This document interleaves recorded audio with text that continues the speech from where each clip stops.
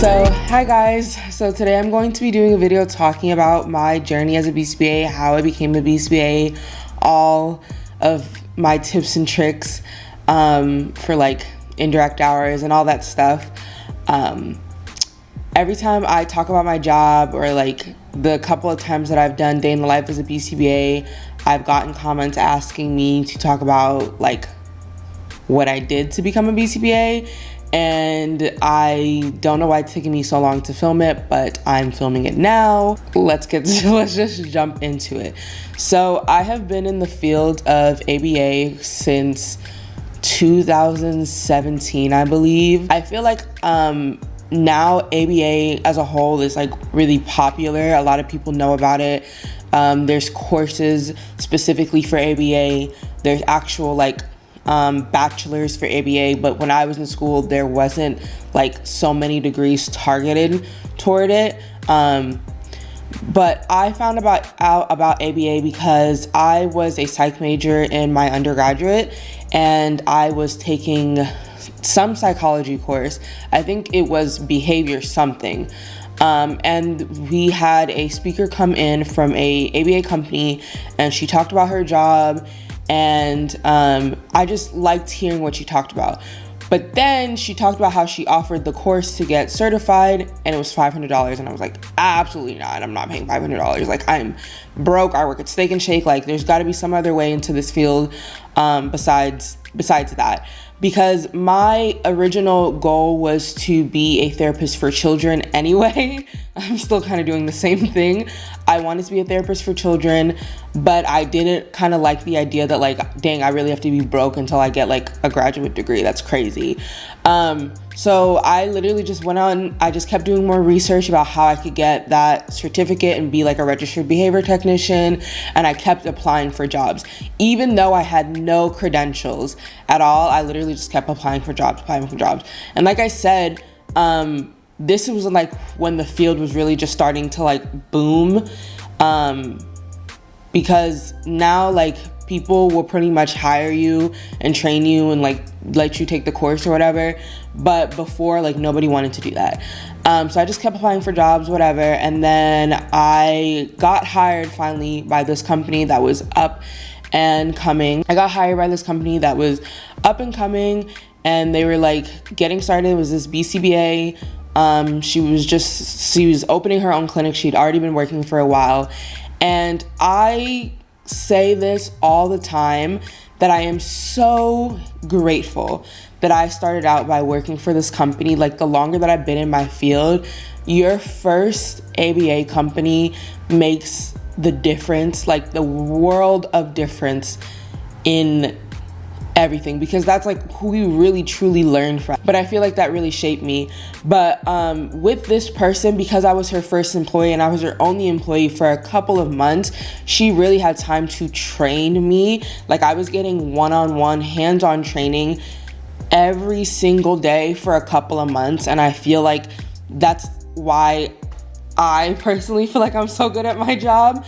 And that's why I feel like I'm so passionate about my job as well, because she was so passionate and she made me just feel so passionate about the job. So that's how I got started in the field. If any of you care about that, that's how I got started. So it was just me and her working for a couple of months and I loved it. And when I officially decided like, okay, like this is what I want to do. Like, I don't want to, get a degree in counseling anymore. I want to be a BCBA, is when we got a client. This was like the first client that was my client. So every client that I had worked with her was clients she had already had. But this was my first client that came into the clinic since I had been in RBT and like started with me. So I really got to see like the progression of ABA.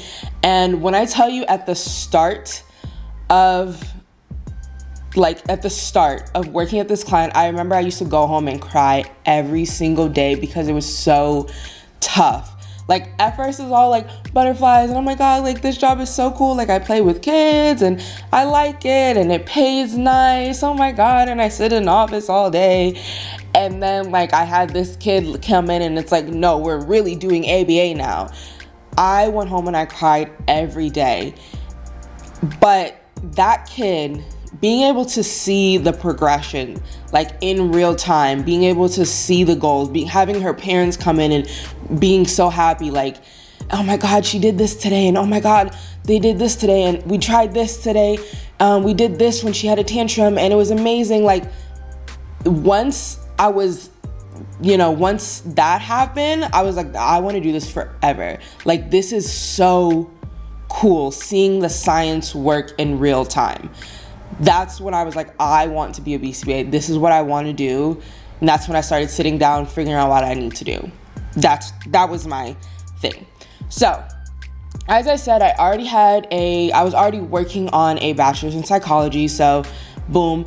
Like I said before, at this time, there weren't really a lot of bachelors, if any, in ABA. It started becoming a more offered thing like a few years, like a year or two after I graduated with my bachelor's in psychology. So,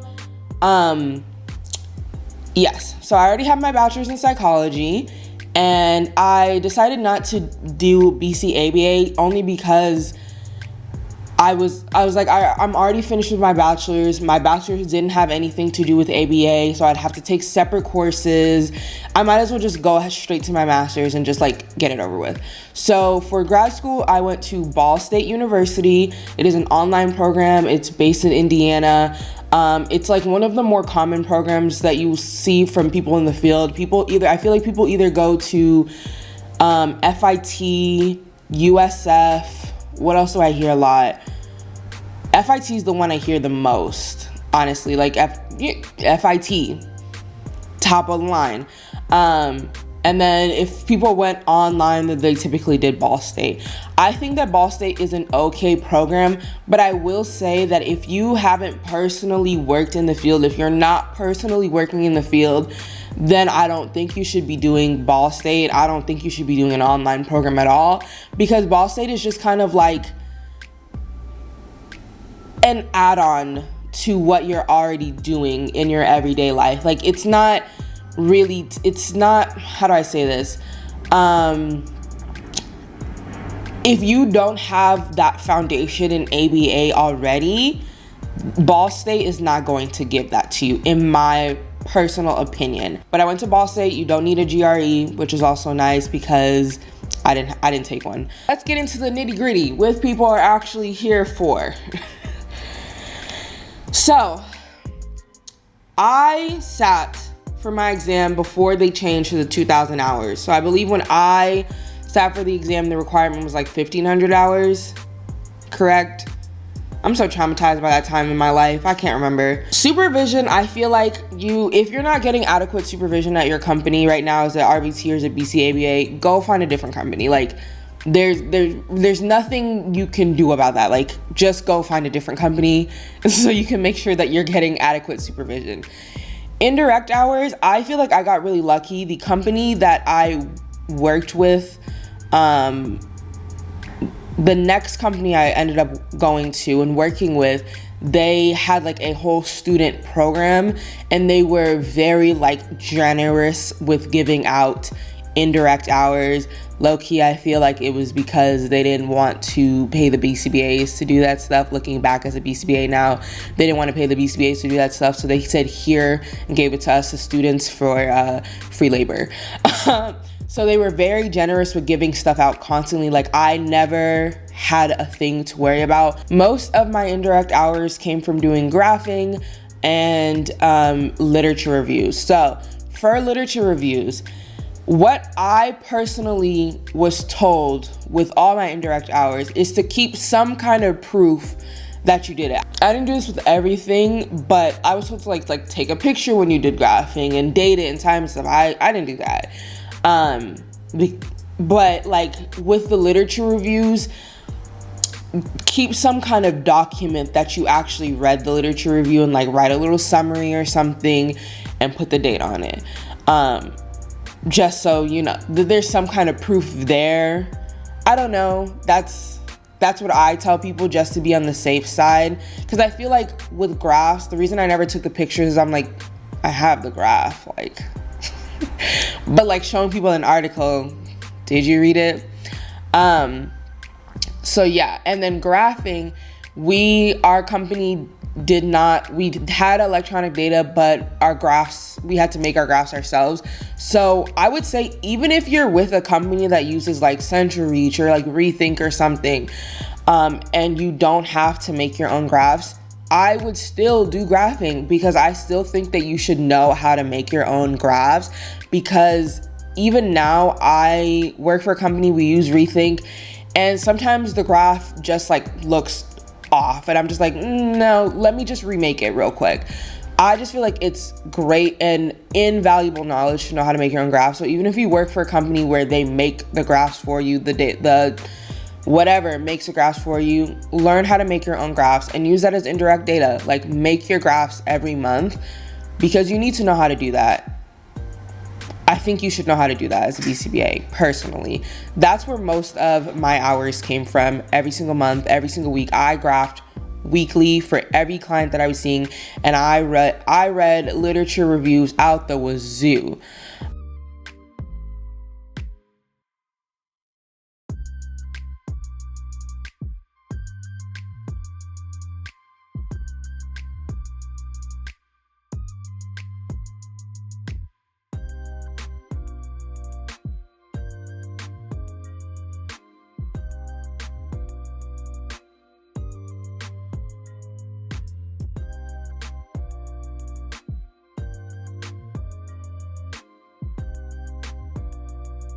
I feel like everyone studies differently. Me personally, it was some kind of like note thing. I think it was like Snap ABA or something.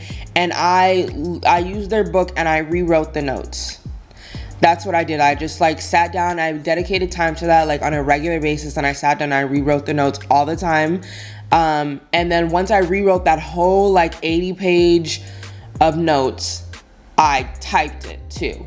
So I rewrote their notes twice, because writing to me is how I learn things. Like, I don't really take things in when I listen. Reading is not enough for me. Like, writing it is how I really got things. And then when I got to concepts in the book that I was like, I'm not really sure that I could recite this and like reliably tell you what this means, then I would go look it up and look for additional examples elsewhere, and also write that down and add that in to my written copy of the notes. So that was my main part of studying. I also did mock exams, found mock exams everywhere. You look on the internet. Like, I did not pay for a single resource. Like, I just really, really looked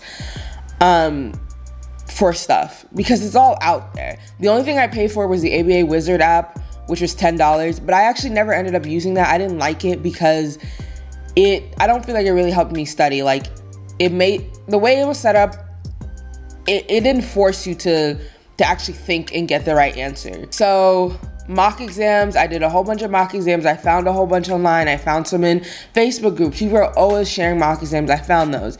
I also found mock exams on Quizlet, and I found like vocabulary and study list on Quizlet. And Quizlet has a feature where it like lets you turn study list or vocabularies into a quiz, and like something like that. Like, you can turn it into a multiple choice question, or like type the definitions out. So I would be doing that on Quizlet constantly. If I had a free break, I'm pulling out Quizlet and I'm setting up a little mock exam on there, and I'm going through, I'm running a little multiple choice. Again, amazing resource, Quizlet. Like, amazing. And that's how I studied. I only studied personally for a month. When I scheduled my exam, it was originally two months out, but it was in a different city, and I checked every day to see if I could find one in my city, because I really didn't want to drive an hour to take the exam at 8 a.m. I checked every day, and then when they finally had one in my city, it was like 1 month. And I was like, well, we'll see how it goes. So yeah, the exam is hard, but I feel like it's more so like the nerves. Like, it's just nerve-wracking. Like, the whole situation is nerve-wracking. But the exam really isn't that bad. Like, I would take it again, honestly. Like, I feel like I would honestly rather take the exam again than do the 32 CEUs, because it's just like bam and done. Like, I have 3 CEUs left and I still haven't done them. I feel like if you're at a good company as an RBT, stay there as a BCBA for like at least a year or so, because they know you're new. You already have rapport with the company, with the other BCBAs there, with the RBTs there. Like, there's a lot of grace for you to learn and figure out and get your footing as a BCBA, because that, personally, I just feel like that first year is just a lot of, what the hell am I doing? Like, seriously, the job, I personally feel like when I got started, I was like, I just felt like this was so much easier looking at the other BCBAs. Like, I just felt like it was so much easier. And now I'm doing it, and there's so much. And I think like the biggest thing for me is that, I'm sorry if you can hear my cat scratching. The biggest thing for me is the way that RBTs or parents, whoever would ask me questions and like look at me dead in my eye and like immediately want an answer like right this second. And it's like, please give me a second. Like, can I think? Can you come back in 5 minutes, please? Like, it's only my 3rd day out here. I don't know. Sorry, I feel like if I could do it over again, I would stay with the company I was with as an RBT as a BCBA. Does that make sense? So when I got certified as a BCBA, I immediately put in my notice and left. And that's because I didn't want to be an independent contractor. And we'll come back to this. That's because I didn't want to be an independent contractor. So as soon as I passed, I started applying for jobs, and I put my notice in a week later. I was like, I do not want to be an independent contractor. I don't even want to have that conversation with my boss. I don't even want to sign that contract with you. I don't want to get set up with nothing. I don't want to be an independent contractor. I'm out. So I feel like looking back, yes, that's not exactly what I wanted to do, but I feel like it might have been better for me if I had time to learn and grow in a place where I would have had more grace, because all my colleagues understand that like I'm new or whatever. You know what I mean? Sorry, my camera ran out of space. What I was saying is, at the same time, I feel like because I was just thrown into the thick of it as a new BCBA, that really forced me to just be on top of my shit. Is that the way that you should go? No, not really what I want to recommend. So now let's talk about being salaried versus being an independent contractor. Like I said, I was very anti-independent contractor. I feel like everyone feels very differently about it. I feel like everyone is very split.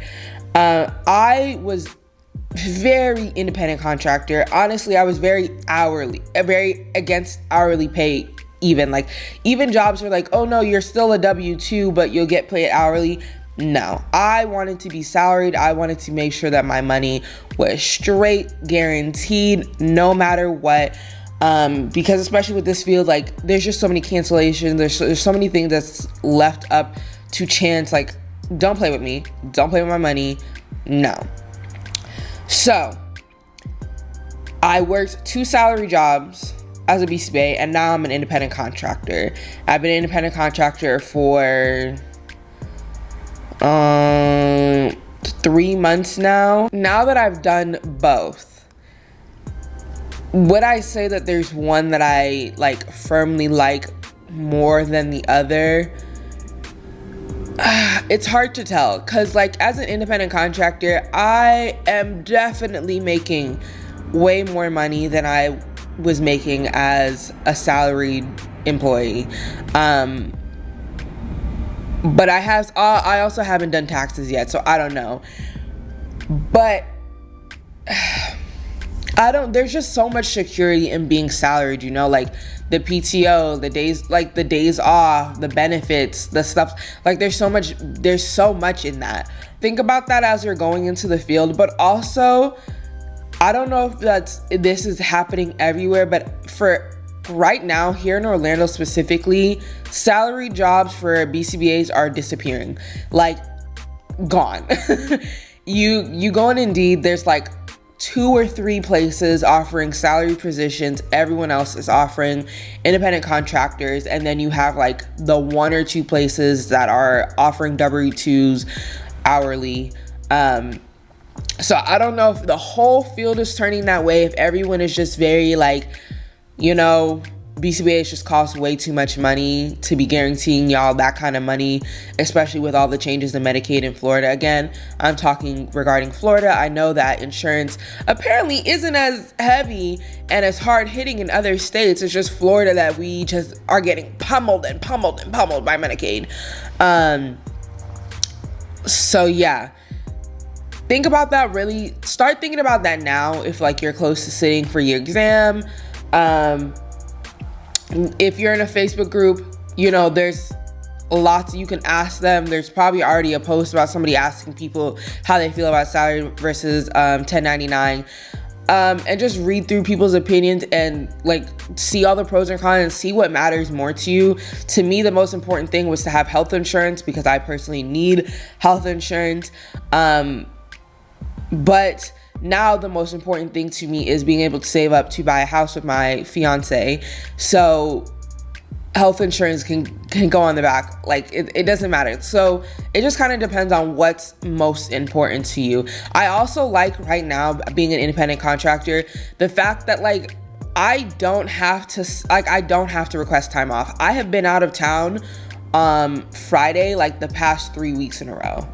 Like I just haven't worked, and I don't have to say anything to anyone. I don't have to request time off. I don't have to jam pack my schedule heavy for the like front load it on the first half of the week to get all my hours in. It's just I don't want to work on Friday. I'm not working on Friday. That's it.